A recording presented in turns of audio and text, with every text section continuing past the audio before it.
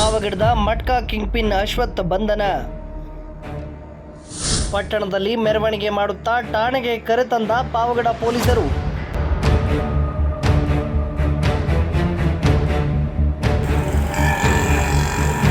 ಪಾವಗಡದಲ್ಲಿ ಹಲವು ವರ್ಷಗಳಿಂದ ಮಟ್ಕಾ ಜಾಲವನ್ನ ಹರಡಿಕೊಂಡು ಬಂದಿದ್ದ ಮಟ್ಕಾ ಕಿಂಗ್ ಪಿನ್ ಅಶ್ವಥ್ ಕೊನೆಗೂ ಪೊಲೀಸರು ನಡೆಸಿದ ದಾಳಿಯಲ್ಲಿ ಸಿಕ್ಕಿಬಿದ್ದಿದ್ದಾನೆ. ಮಂಗಳವಾರ ಬೆಳಗ್ಗೆ ಅಶ್ವತ್ಥನ ಮನೆ ಮೇಲೆ ಪೊಲೀಸರು ನಡೆಸಿದ ದಾಳಿಯಲ್ಲಿ 3,600 ರೂಪಾಯಿ ನಗದು ಹಾಗೂ ಮಟ್ಕಾ ನೋಟ್ಸ್ಗಳನ್ನು ಪೊಲೀಸರು ವಶಪಡಿಸಿಕೊಂಡಿದ್ದಾರೆ. ದಾಳಿಯ ಸಂದರ್ಭದಲ್ಲಿ ಶಿಲ್ಪಾ ಎಂಬ ಮಹಿಳೆಯನ್ನು ಸಹ ಬಂಧಿಸಲಾಗಿದೆ.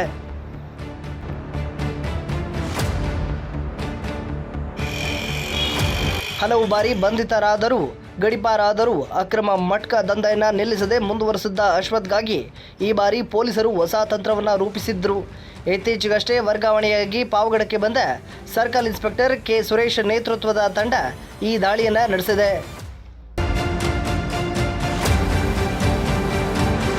ಮೊಬೈಲ್ ಮೂಲಕವೇ ಮಟ್ಕಾ ಜಾಲವನ್ನು ನಡೆಸುತ್ತಿದ್ದ ಅಶ್ವಥ್ ಪೊಲೀಸರಿಗೆ ಚಳ್ಳೆಹಣ್ಣು ತಿನ್ನಿಸುತ್ತಿದ್ದ ಎಂಬ ಸಾರ್ವಜನಿಕ ಆರೋಪಕ್ಕೆ ಇದೀಗ ಉತ್ತರ ಸಿಕ್ಕಂತಾಗಿದೆ.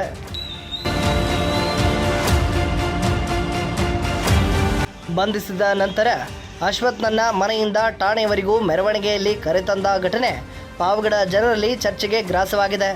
ಮಟ್ಕಾ ಜಾಲ ಈಗ ನಿಲ್ಲುತ್ತದೆಯೋ ಅಥವಾ ಬಿಡುಗಡೆಯಾದ ಬಳಿಕ ಮತ್ತೆ ಪ್ರಾರಂಭವಾಗುತ್ತದೆಯೋ ಎಂಬ ಚಿಂತೆಯಲ್ಲಿ ಪಾವಗಡದ ಜನರಿದ್ದು, ಸಾರ್ವಜನಿಕರ ಬೇಡಿಕೆ ಮಾತ್ರ ಒಂದೇ, ಈ ದಾಳಿ ಒಂದು ದಿನದ ಪುರುಷಾರ್ಥಕ್ಕೆ ಆಗದೆ ಮುಂದುವರೆದು ಮಟ್ಕಾ ದಂಧೆಗೆ ಸಂಪೂರ್ಣ ತೆರೆ ಬೀಳಲಿ ಎನ್ನುವುದೇ.